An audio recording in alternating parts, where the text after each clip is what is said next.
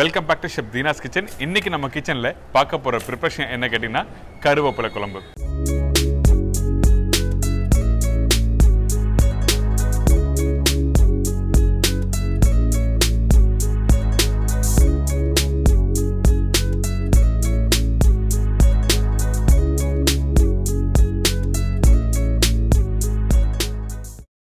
கருவேப்பிலை குழம்புனாவே எல்லாருக்கும் ரொம்ப பிடிக்கும். ஆனால் நிறைய பேர் கருவேப்பிலை குழம்பு பண்ணும்போது அந்த கரெக்டான அந்த கலர் அண்ட் டெக்ஸ்சர் கிடைக்காது.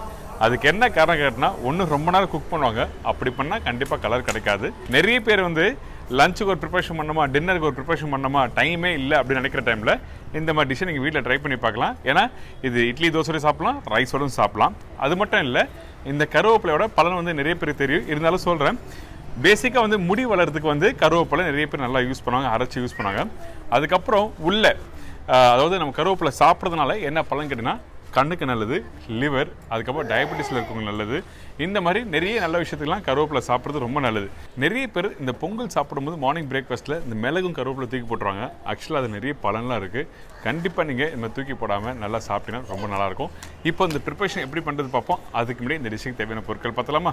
கருவேப்பிலை குழம்புக்கு தேவையான பொருட்கள்: கருவேப்பிலை 2 கைப்பிடி, சின்ன வெங்காயம் 20 to 25 நம்பர், சின்ன தக்காளி 1 நம்பர், பூண்டு 1 பல்லு, இஞ்சி சின்ன துண்டு, காய்ந்த மிளகாய் 5 to 6 நம்பர், தேங்காய் 2 பத்தை, மஞ்சத்தூள் சிறிதளவு, தனியா பவுடர் 1/2 டீஸ்பூன், சீரகம் 1/2 டீஸ்பூன், கடுகு 1/4 டீஸ்பூன், பெருங்காயம் தேவையான அளவு, உப்பு தேவையான அளவு, நல்லெண்ணெய் 6 to 7 டேபிள் ஸ்பூன். இதாங்க இந்த ப்ரிப்பரேஷன் தேவையான பொருட்கள். ஃபஸ்ட்டு நம்ம என்ன பண்ண போகிறோம்னா, இந்த கருவேப்பிலை குழம்புக்கு கருவேப்பிலை லைட்டாக வதக்கிட்டு அரைச்சி திருப்பி தாளித்து இந்த ப்ரிப்பரேஷன் கம்ப்ளீட் பண்ண போகிறோம். அதனால் கொஞ்சமாக நல்லெண்ணெய் போட்டிருக்கேன்.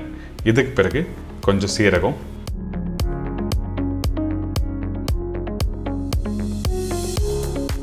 வெங்காயம். நான் 20 to 25 நம்பர் வெங்காயம் சொல்லியிருக்கேன் பார்த்தீங்களா, அதில் 20 நம்பர் வெங்காயம் இதில் போட்டிருக்கோம். அதுக்கு பிறகு சின்ன பூண்டு, அதுக்கப்புறம் இஞ்சி அதிகமாக வேண்டாம், சின்ன துண்டு போட்டால் போதும். அதுக்கு பிறகு காய்ந்த மிளகாய். இந்த காய்ஞ்ச மிளகாய் எதுக்காக ஆட் பண்ணுறேன்னா, நான் ப்ரிப்ரேஷன் பண்ணும்போது சில்லி பவுடர் போட போதில்லை. எதுக்காக சில்லி பவுடர் ஆட் பண்ணல கேட்டிங்கன்னா, கலர் மாறிடும், அதனால தான் யூஸ் பண்ணுறேன். இப்போ வெங்காயம் எப்படி கரெக்டாக வெந்திருக்குன்னு சொல்லி காமிச்சிருப்பேன். அதாவது 50% அளவுக்கு வதக்கிட்டு அதுக்கப்புறம் பச்சை கருவேப்பிலை, தக்காளி இதெல்லாம் போட்டு ஜஸ்ட் லைட்டாக வதக்குங்க. இந்த கருவேப்பிலை போட்ட பிறகு அதிக நேரம் வந்து வதக்க வேண்டாம். 1 நிமிஷம் வதக்கிட்டு அதுக்கப்புறம் உப்பு போட்டு கொஞ்சம் தேங்காய் துண்டு. இந்த தேங்காய் துண்டு போடும்போது அந்த வெங்காயத்தோட சேர்த்து அரைக்கும் இனிப்பு தன்மை இருக்கும். அதனால தான் வெங்காயம் வந்து 50% அளவுக்கு வதங்கிட்டுன்னு சொல்கிறேன். இப்போது மிக்ஸி ஜாரில் ஆட் பண்ணி நம்ம அரைக்க வேண்டியதுதான்.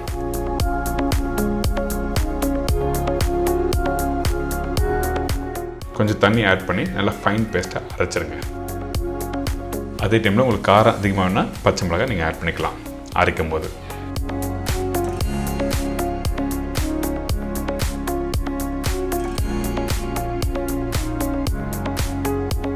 நல்ல ஃபைன் பேஸ்ட் ஆக்கணும்.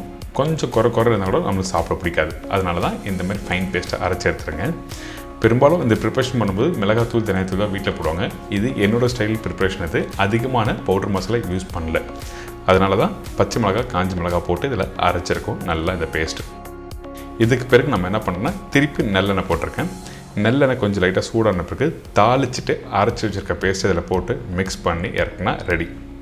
இப்போது கடுகு கொஞ்சம் போடுறோம். கடுகு நல்லா பொரிட்டோம். அதுக்கு பிறகு சீரகம் போடுங்க. இந்த சீரகம் நல்லா பொரிஞ்சிருக்கா? இப்போது கட் பண்ணி வச்சுருக்க சின்ன வெங்காயம் கொஞ்சமாக போட்டால் போதும்.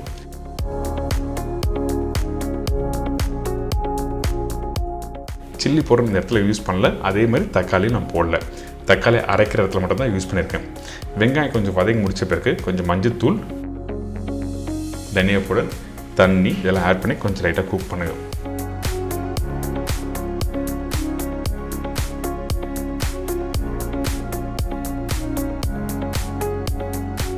கொஞ்சம் கொதி வந்த பிறகு நம்ம என்ன பண்ணுறோம் கேட்டிங்கன்னா, பெருங்காயத்தூள் கொஞ்சம் லைட்டாக போடுறோம்.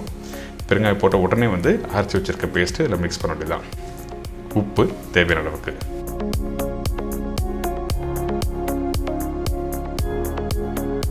இந்த டிஷ் வந்து நீங்கள் மார்னிங் பிரேக்ஃபாஸ்ட்டுக்கு சாப்பிட்லாம், தோசை இட்லியோட சாப்பிட்லாம், அதே டைமில் ரைஸோடு சாப்பிட்லாம். நிறைய பேர் வந்து மார்னிங் பிரேக்ஃபாஸ்ட்டுக்கு ஒரு கிரேவி ரெடி பண்ணணும், லஞ்சுக்கு ஒன்று ரெடி பண்ணணும், டின்னருக்கு ஒன்று ரெடி பண்ண சொல்லுவாங்கள்ல.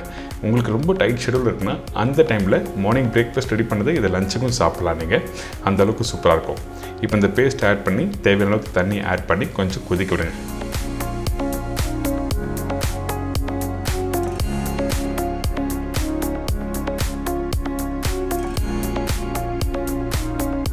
ரொம்ப நேரம் குக் பண்ண வேண்டாம். உங்களுக்கு அந்த பச்சை வாசனை போகிற அளவுக்கு கரெக்டாக குக் பண்ணி எடுத்து முடிச்ச பிறகு தேங்காய் பால் ஆட் பண்ணுறோம்.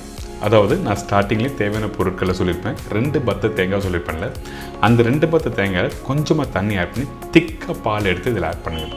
தண்ணியை ஆட் பண்ணால் கிரேவி டெக்ஸ்டர் வந்து தின்னாயிடும். அதனால் வந்து திக்கான பாலை ஆட் பண்ணி ரொம்ப நேரம் குக் பண்ண வேண்டாம். ஒரு கொதி அப்படின்னா 2 கொதி விட்டு நீங்கள் இறக்குன்னா ஒரு அருமையான கருவேப்பிலை குழம்பு ரெடி. இந்த ப்ரிப்பரேஷன் ட்ரை பண்ணி பாருங்கள், எல்லாருக்கும் ரொம்ப பிடிக்கும். என்ஜாய் பண்ணுங்கள்.